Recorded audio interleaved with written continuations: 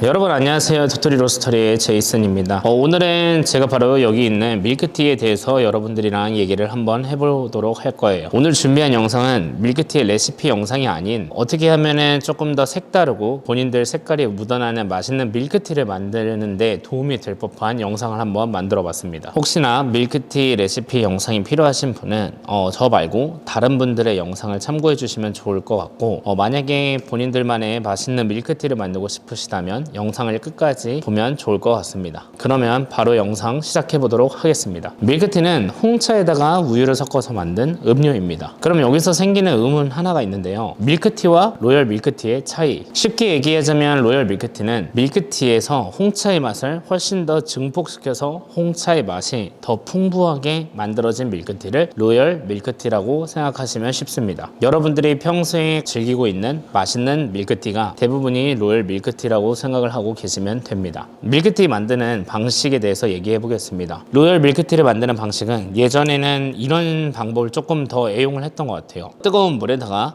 홍차 잎을 넣고 팔팔 끓입니다. 그래서 홍차를 진하게 우려요. 그러고 나서 찻잎을 다 걷어낸 뒤에 그 끓여진 홍차를 졸여서 액기스를 만들어요. 그리고 이 액기스에 우유를 넣어서 이제 로열 밀크티를 만드는 방식을 좀 선호했었거든요. 좀 예전에는. 요즘에는 물을 아예 섞지 않고 우유에다가 바로 홍차를 우려서 만드는 로열 밀크티 방식을 조금 많이들 선호하고 지금 대부분이 그렇게들 만들고 있는 것 같습니다. 밀크티를 만드는 방식은 크게 세 가지가 있다라고 저는 생각을 합니다. 그래서 첫 번째는 완전 가열한 거고, 그리고 두 번째는 중간 가열이고, 세 번째는 가열을 아예 하지 않는 냉침 방식이 있습니다. 첫 번째 완전 가열 같은 경우는 그 말 그대로 끓는 점 포인트까지 열을 가해주는 거예요. 우유가 됐든 물이 됐든 홍차를 넣고 나서 가열 포인트를 끓는 점까지 올려준다라는 거죠. 요거의 장점은 아무래도 홍차가 가지고 있는 그 홍차의 그 모든 맛을 최대 맥스치까지 뽑아낼 수 있다라고 저는 생각을 하고 있습니다. 그리고 굉장히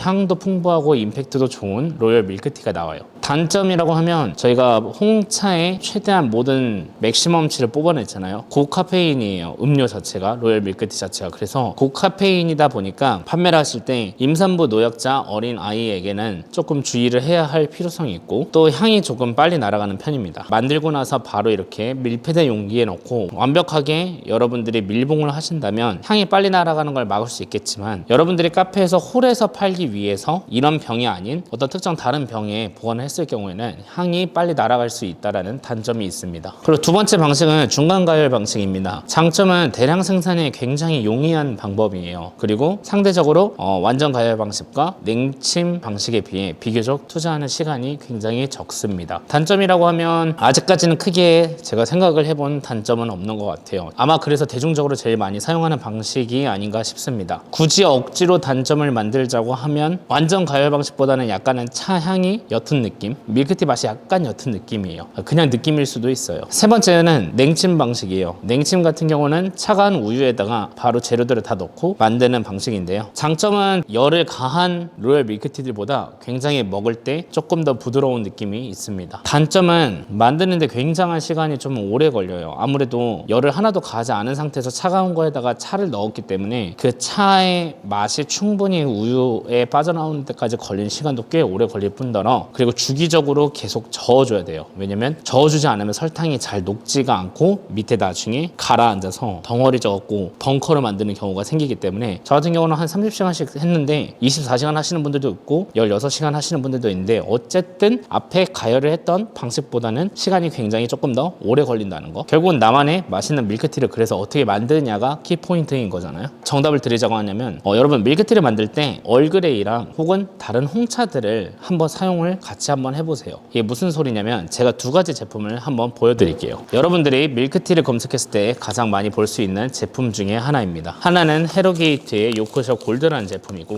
하나는 요즘 유튜브에서 굉장히 핫한 르네샤의 에비더번이라는 아쌈 홍차입니다.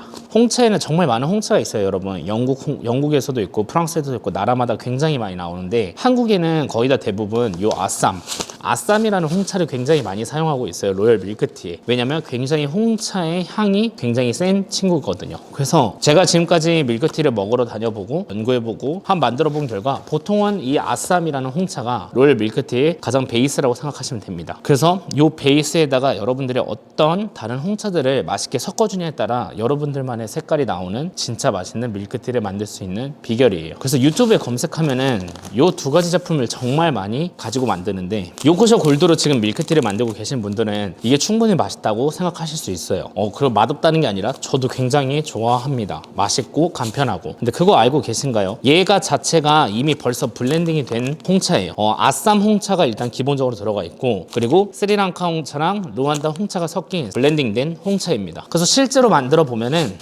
얘가 조금 더 맛이 깊고 뭔가 조금 더 고급스럽고 맛있어요. 그러면 키포인트는 역시 블렌딩된 게 더 맛있다라는 거. 그럼 가끔가다 여러분들이 밀크티를 맛있는 데를 먹어보면은 다른 데보다 확실히 향이 완전 다르고 뭔가 더 깊어 보이는 듯한 느낌을 드실 때가 있을 거예요. 키포인트는 배합이에요. 다른 차를 같이 섞어준다는 거. 근데 제가 생각했을 때 가장 큰 키포인트는 얼그레이 차라고 생각을 합니다. 얼그레이 차는 정확히 얘기하면은 홍차에다가 어떤 특정 향 혹은 어떤 특정 맛을 입힌 거를 얼그레이 차라고 하고 있습니다. 그래서 제가 지금 차를 몇 가지를 좀 보여드릴 건데, 제가 좋아하는 차기도 하고 제가 밀크티를 만들 때 많이 연구해서 쓰기도 하는 홍차들이에요. 지금 여기 있는 주황색 같은 경우는 아시는 분은 아시겠지만 호주에서 굉장히 유명한 T2라는 회사 브랜드의 차입니다. 여기 있는 건 영국에서 유명한 포트넘 앤 메이슨이라는 차고, 그리고 여러분들이 카페를 하면서 정말 많이 볼 수 있는 트와이닝스도 있어요. 자, 이 차들을 보면은 이게 다 홍차예요, 여러분. 제가 지금 가지고 있는 게 전부 다 새로운 맛을 가지고 있는 홍차입니다. 근데 여기서 제가 말씀드렸잖아요. 결국은 블렌딩이 중요하다. 근데 제가 생각했던 키포인트는 얼그레이다. 그래서 대표적으로 한 제품을 보여드리도록 하겠습니다. 제가 가까이 가서 한번 보여드릴게요. 여러분 보이시나요? 이게 포트넘 앤 메이슨의 스트로베리라는 홍차예요. 가까이서 보시면 여기 보면은 블랙티 위드 프루시라고 적혀 있고 스트로베리라고 되어 있어요. 실제로 홍차인데 향이 딸기 향이거든요. 딸기 향을 입혔다고 하는 게 맞겠네요. 이런 식으로 이 스트로베리를 여러분들이 만든 밀크티 베이스에다가 살짝 넣어서 또 만들면은 또 굉장히 되게 독특한 딸기 향이 살짝 나는 밀크티를 만들 수 있어요. 대신 여러분들이 그람수를 얼마나 넣을지 이런 거는 여러분들이 직접 테스트를 해봐야 되는데, 제가 모든 레시피를 공개해 드릴 수는 없지만 제가 다 해본 결과, 일단 첫 번째, 베이스를 만들 때는 아쌈 홍차를 사용하시면 좋아요. 두 번째, 맛을 첨가해 주실 때는 여러 가지 방법이 있어요. 아쌈 홍차에 이렇게 섞으셔도 되고, 두 가지를 섞으셔도 되고, 세 가지, 네 가지, 다섯 가지, 5개가 돼도 4개가 돼도 3개가 돼도 여러분들이 테스트를 했을 때 결국 여러분들만의 어떤 특정, 여러분들이 개발한 느낌의 밀크티 맛을 찾아내시면 돼요. 그게 맛있는 밀크티면 돼요.